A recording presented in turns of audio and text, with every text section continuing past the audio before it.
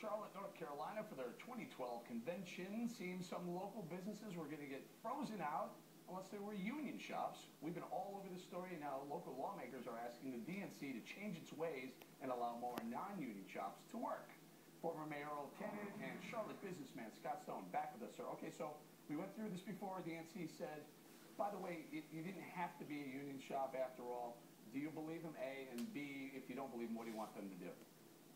Well, we want them to tell us what the plan is. We haven't heard yet what their strategy is for maximizing union labor, as they've said they're going to do, and utilizing local labor, because we have one of the lowest percentages of union workforce of any state in the country. So how are they going to do that? They aren't being transparent with it, and you're seeing it now with the state legislature trying to require them or encourage them to do it.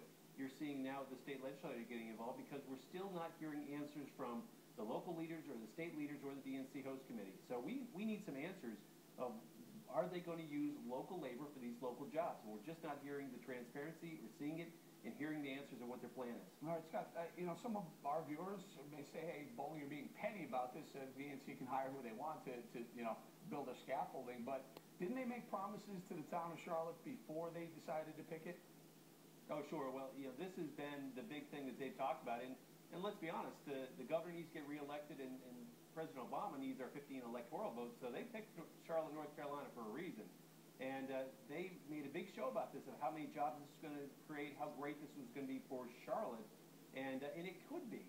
But we want these jobs to make sure they go to local workers. And so far, what we've seen is the contracts they've let, some have gone to local companies and some have gone to out-of-state unions already. So they're bringing people, they're shipping people in from out of state because they're union instead of using a local non-union shop.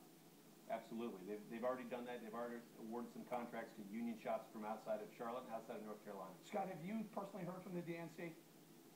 Well, we've tried to get, during our campaign, we tried to get answers. They kept dodging. They kept trying to avoid the questions, and they still have not answered the questions to me or to anybody else. They won't do it to the local media either.